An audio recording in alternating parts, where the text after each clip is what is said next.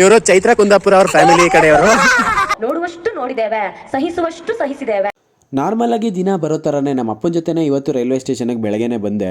ಆಮೇಲೆ ನಾನು ನಮ್ಮಪ್ಪ ಅಲ್ಲಿ ಪಾರಿವಾಳಗಳನ್ನ ನೋಡಿ ಅದ್ರ ಬಗ್ಗೆ ಮಾತಾಡ್ಕೊಂಡು ನಿಂತಿದ್ವಿ. ಅಷ್ಟರಲ್ಲಿ ಒಂದು ವೈಟ್ ಗೊತ್ತಾನೆ, ಒಂದು ವೈಟ್ ಇದೆ.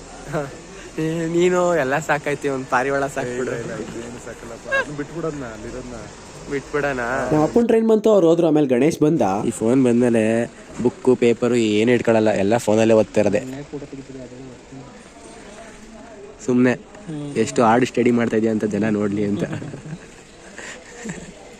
ಅಲ್ಲ, ನಾವು ವಿಘ್ನ ವಿನಾಯಕ ಗಣೇಶಂಗೆ ನಮಸ್ಕಾರ ಹಾಕಿ ಓದಿದ್ರೆ ನೀನೇ ಓದ್ತಾ ಇದೆಯಲ್ಲ ಗಣೇಶ.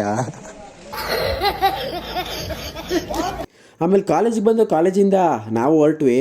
ಇಲ್ಲಿ ನೋಡಿದ್ರೆ ನಾನು ಫೋನ್ ಇಟ್ಕೊಂಡಿದ್ದೆ ಅಂತ ಕಾಲೇಜಿಂದ ಆಚೆ ಯಾರು ಬರ್ತಾನೆ ಇರಲಿಲ್ಲ. ಕಾಲೇಜಿಂದ ಯಾಕೆ ಆಚೆ ಬಂದ್ವಿ ಅಂದರೆ ಫೀಸ್ ಕಟ್ಟದ ಕಾರಣ ಕಾಲೇಜಿಂದ ಹೊರಗೆ ಬಂದಿದ್ದೀವಿ.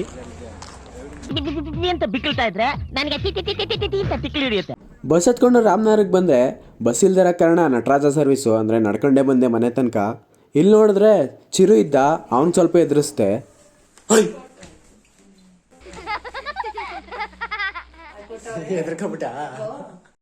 ನನ್ ಮೇಲೆ ನಿನ್ಗೆ ಯಾಕೆ ಇಷ್ಟು ದ್ವೇಷ?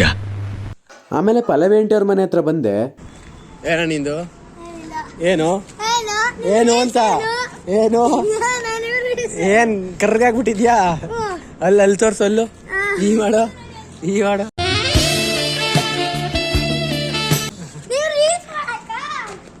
ಲೈಕ್ ಮಾಡಿ, ಕಮೆಂಟ್ ಮಾಡಿ. ಅದೇ ನಾನ್ ಮಾತಾಡ್ತಾ ಇದ್ದೀನಿ. ಒಂದ ಸುಟ್ಟ ಸೆತ್ತ ರಿಪೀಟ್, ಒಂದ ಸುಟ್ಟ ಸೆತ್ತ ರಿಪೀಟ್, ಒಂದ ಸುಟ್ಟ ಸೆತ್ತ ರಿಪೀಟ್, ಒಂದ ಸುಟ್ಟ ಸೆತ್ತ ರಿಪೀಟ್. ಏನ್ ನೀವಿಬ್ರು ಮ್ಯಾಚಿಂಗ್ ಹಾಕೊಂಡ್ಬಿಟ್ಟಿದ್ದೀರಿ ಇವತ್ತು? ಮೂರ್ ಜನ ಅಣ್ಣ ನನ್ನ ಕೈಲಿ ಆಯ್ತಾ ಇಲ್ಲ. ನಿಜಾನೇ, 2 ಜುಟ್ಟು ಕೋಳಿ ಜುಡ್ತಾರ ಇಲ್ಲ, ಅದು ಎಮ್ಮೆ ಕೊಂಬ್ತಾರ ಐತೆ.